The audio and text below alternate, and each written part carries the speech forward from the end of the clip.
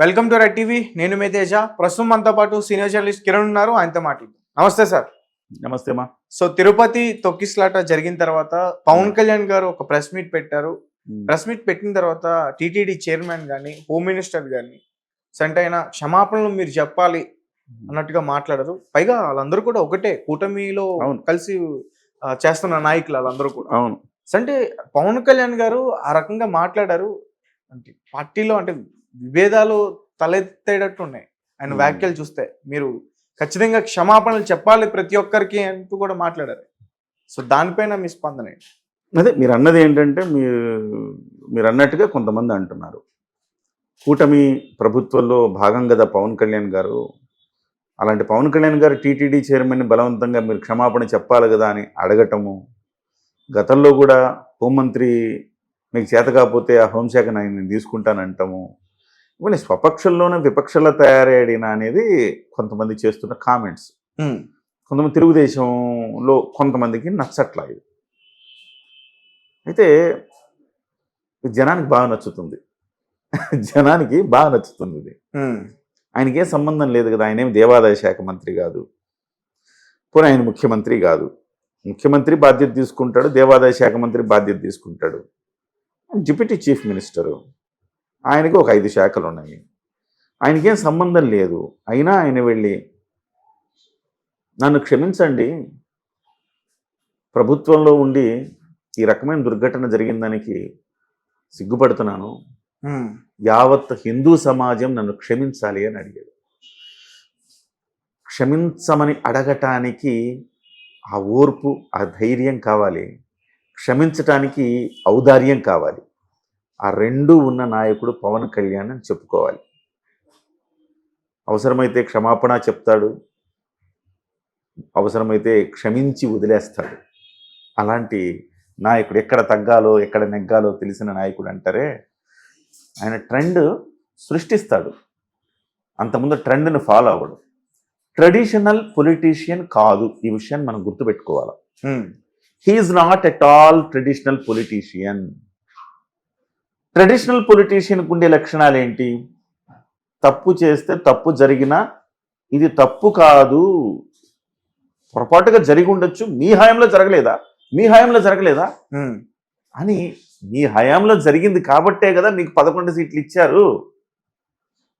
ఇవాళ మీ హయాంలో జరగలేదా అంటే మీరు ఎప్పుడైతే తప్పును ఒప్పుకోరో, తప్పును ఒప్పుకునే ధైర్యం మీకు లేదో ఎదురుదాడి చేస్తారు.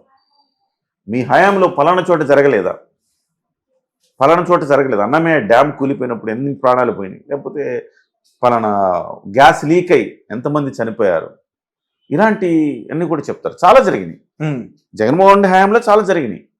ఏనాడు క్షమాపణ చెప్పలేదు జగన్మోహన్ రెడ్డి గారు. అంటే అంత ధైర్యవంతుడు కాదు. పొరపాటు జరిగితే ఎస్ నేను బాధ్యత వహిస్తున్నాను, బాధ్యత తీసుకోగలిగినంత ధీశాలి కాదు. కాబట్టి వాళ్ళు ఒప్పుకోరు.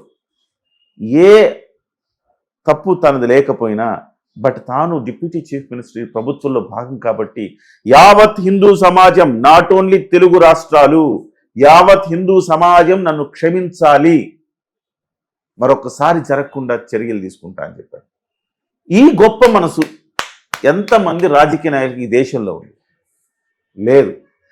అదే సమయంలో ఆయన అన్న మాట ఏంటంటే, నేనే చెప్పానే టీటీడీ ఈవోగా మీకు బాధ్యత లేదా, క్షమాపణ చెప్పరా? టీటీడీ చైర్మన్గా మీకు బాధ్యత లేదా, క్షమాపణ చెప్పరా? క్షమాపణ చెప్పండి ప్రజలకి అని చెప్పాడు. అప్పుడు టీటీడీ చైర్మన్ కొంత బాధపడ్డాడు. ఎవరెవరో ఏదో అంటే నేను స్పందించాలా అన్నాడు. మళ్ళీ దాన్ని రెక్టిఫై చేసుకోవటానికి, నెగిటివిటీ పెరిగిపోతుందని చేసుకోవటానికి అందరూ నన్ను క్షమించాలి, మా బాధ్యత లేకపోయినా నేను క్షమాపణ. ఎందుకు బాధ్యత లేదు ఆయనకి? నీ కిందోడు తప్పు చేసిన నీదే బాధ్యత, అంతేనా కాదు? ఇవాళ నువ్వు తప్పు మాట్లాడతావు తేజ, మీ ఛానల్లో కూర్చొని ఒకటి తిడతావు నువ్వు బూతులు, కానీ నువ్వు ఒక్కడవే బాధ్యుడివా? మీ ఛానల్లో యాజమాన్యం బాధ్యత లేదా? అవును, ఖచ్చితంగా ఉంటుంది.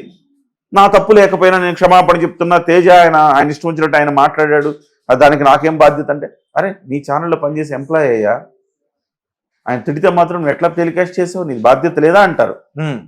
ఇవాళ టీటీడీ చైర్మన్ గారు క్షమాపణ చెప్పి బలవంతంగానైనా క్షమాపణ చెప్పినందుకు సంతోషం. చక్కగా చేస్తున్నాడు పవన్ కళ్యాణ్ అంట. నేనైతే వంకర టింకర్లు అన్నింటినీ సరిచేసి సరిగ్గా నిలబెడుతున్నాడు వ్యవస్థని.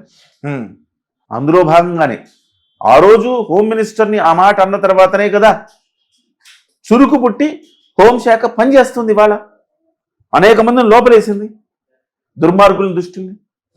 మరి ఇవాళ టీటీడీ చైర్మన్ ఈవో కూడా క్షమాపణ చెప్పాలి. నిజం చెప్పాలంటే ఈవోని బదిలీ చేయాలి. టీటీడీ చైర్మన్ అంటే సరే, నిన్న కాక మొన్న వచ్చాడు చైర్మన్ గారు, సరే ఆయనకి ఈవో కూడా ఏదో సమస్యలు ఉన్నాయంటున్నారు, కోఆర్డినేషన్ లేదంటున్నారు, ఆయన చెప్పిన మాట ఈవో వినలేదంటున్నారు, ఏదేదో అంటున్నారు. ఈవోని జేఈఓని మీరు ఎందుకు సస్పెండ్ చేయలేదు, లేకపోతే ఎందుకు బదిలీ చేయలేదు? ఇంకా నయం పవన్ కళ్యాణ్ గారు ఈ మాట అనలా, వాళ్ళని సస్పెండ్ చేయండి అని అనలేదు. అంతవరకు సంతోషించాలా, సంచలనం అయిపోయేది ఆ మాట నుంటే. అది ముందుగా చంద్రబాబు నాయుడు గారు ఆ రకమైన చర్యలు తీసుకోవాలి. మీనమేషాలు లెక్కించే విధంగా ఆయన చర్యలు కూడా ఉన్నాయి. తప్పుని అంగీకరించడానికి కూడా ధైర్యం కావాలి తేజ. ఇవాళ ప్రజలు బ్రహ్మాండంగా ఏమంటారు హారతలు పడుతున్నారు పవన్ కళ్యాణ్ గారికి.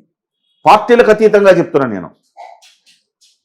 తెలుగుదేశం అభిమానులు, వైసీపీ అభిమానులు, జనసేన అభిమానులు, ముగ్గురు కూడా పవన్ కళ్యాణ్ చాలా బాగా స్పందించాడు రా ఘటన మీద. ఆవేదన పడ్డాడండి. అంటే ఇప్పుడు తను పేరు పొందడానికి ఇప్పుడు తనతో కలిసి వర్క్ చేస్తున్న పార్టీకి బ్యాడ్ నేమ్ వస్తుందని, గవర్నమెంట్ బ్యాడ్ నేమ్ వస్తుందని, మరి తన మన తేడా లేదు. తప్పు చేసిన వాడు శిక్షించబడాలి అనుకునేటప్పుడు తన మన ఏముంటుంది? ఇంకా తనవాడైనా శిక్షించాల్సిందే, పరాయి వాడైనా శిక్షించాల్సిందే. తప్పు చేయకూడదు, చేసినవాడు శిక్ష పడాలి, మరొకరు తప్పు చేయకుండా ఒళ్ళు దగ్గర పెట్టుకొని పనిచేయాలి. ఇది కదా, అదే ఆయన చేస్తున్నాడు. జనం ఆయనకి బ్రహ్మాండంగా చాలా బాగా చేశాడు పవన్ కళ్యాణ్ అని అంటున్నారంటే, ఇలా లేదు మా పార్టీ నాయకులు తిడుతున్నారంటే మీరు తిట్టరు. ప్రభుత్వం ఇప్పుడు పవన్ కళ్యాణ్ గారికి చెడ్డ పేరు రాదా? మరి మీరు చేస్తున్న తప్పులు పవన్ కళ్యాణ్ గారికి చెడ్డ పేరు వస్తే ఆయన ఏమంటున్నాడు? నేను బాధ్యత, కూటమి బాధ్యత నాదని చెప్పి భుజస్కంధాల మీద వేసుకున్నాడు. 21 సీట్లే తీసుకున్నా ప్రభుత్వం తూచా తప్పకుండా మీకు ఇచ్చిన హామీలు అమలు చేసే బాధ్యత నాది, నన్ను నమ్మండి అని ఎన్నికలకు వెళ్ళాడు ఆయన. ఇవాళ ఏదైనా తేడా వస్తే ఆయన మీద నమ్మకం పోద్ది. ఆయన ఎందుకు కూరుకుంటాడు? డెఫినెట్గా ఆయన ఖరాఖండిగా వ్యవహరిస్తున్నాడు. ఇది ఖచ్చితంగా ప్రభుత్వం సరైన మార్గంలో, సన్మార్గంలో ప్రభుత్వం. ఇవాళ ఇదే కాదు, చాలా వరకు మార్చాడు ప్రభుత్వంలో వ్యవహార శైలిని. ప్రతిదానికి జగనన్న పథకాలు పెట్టుకునేవాళ్ళు. తెలుగుదేశం వాళ్ళు కూడా అంతకుముందు ఉన్నప్పుడు ఎన్టీఆర్, చంద్రన్న పథకాలే పెట్టారు. వాళ్ళు కూడా భిన్నమేం కాదు. ఇవాళ పవన్ కళ్యాణ్ గారు అధికారంలో ఉన్నాడు కాబట్టి, కూటమి భాగస్వామి కాబట్టి, ఇవాళ డొక్కా సీతమ్మ గారి క్యాంటీన్లని, అంబేద్కర్ అని, ఇంకొకళ్ళని పేర్లు పెట్టి ఎల్లా ప్రగడ ఆయన పేరు పెట్టారు మెడికల్ కాలేజీకి. లేకపోతే ఏం పెట్టేవాళ్ళు మెడికల్ కాలేజీకి? స్వర్గీయ ఎన్టీ రామారావు మెడికల్ కాలేజీ అని పెట్టేవాళ్ళు. సో ఇవాళ పవన్ కళ్యాణ్ గారు వచ్చిన వేళా విశేషం, అన్ని సమూలంగా ప్రక్షాళన చేస్తున్నాడని చెప్పాలి. ఆయన ఏదైతే మాట్లాడాడో పర్ఫెక్ట్గా మాట్లాడాడు, ఏదైతే చెప్పాడో పర్ఫెక్ట్గా చెప్పాడు. బిఆర్ నాయుడు గారు క్షమాపణ చెప్పారు కాబట్టి సరిపోయింది. క్షమాపణ చెప్పకపోయింటే బిఆర్ నాయుడు గారి పదవి కూడా పోయేది. ఓకే, అంత వ్యతిరేక. ఈ క్రమంలోనే ఆయన ఎవరెవరు ఏదో అంటారు, మేము సమాధానం చెప్పాలా అనగానే విపరీతమైన ట్రోలింగ్స్ మొదలైపోయాయి ఆయన మీద.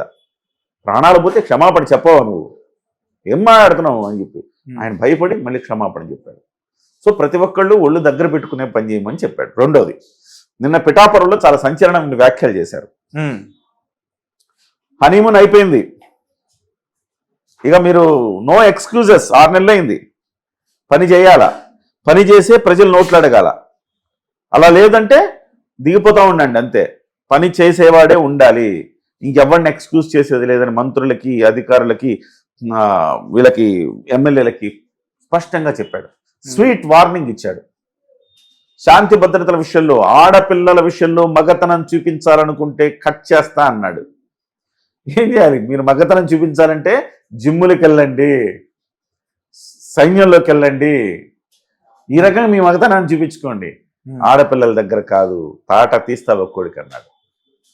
ఇది కదా ప్రభుత్వంలో. నీకు తండ్రి, మీ తండ్రి ఏం చెప్తాడు తేజ నీకు? రే ఆడపిల్లల జోలికి వెళ్ళొద్దు, సిగరెట్ తాగొద్దు, మందు తాగొద్దు, బుద్ధిగా పని చేసుకో, ఇవేగా చెప్తాడు నీ తండ్రి. ముఖ్యమంత్రి పొజిషన్లో ఉండే వాళ్ళు ఏం చెప్పాలి? ఇవే చెప్పాలి. ముఖ్యమంత్రి అంటే ఈ రాష్ట్రానికి తండ్రి లాంటి వాడు. అలాగే